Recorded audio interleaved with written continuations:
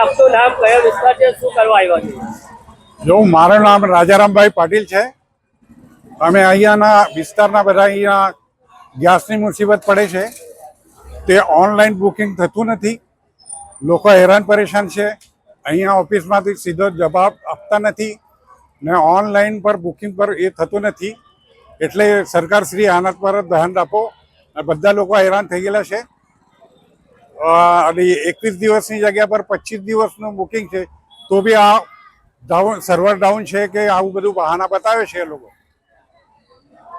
તે એના માટે કંઈ સરકારશ્રીએ ધ્યાન આપવું જોઈએ. બધા પબ્લિક હેરાન થઈ છે. અહીંયા લાઈનમાં ઊભા છે અને બુકિંગ થતું જ નથી. કેટલા લોકો લાઈનમાં ઉભેલા છે?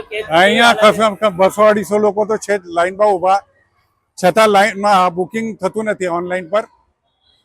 તો લોકોની બહુ તકલીફ પડે છે. શું કહેવા માંગશો તમે?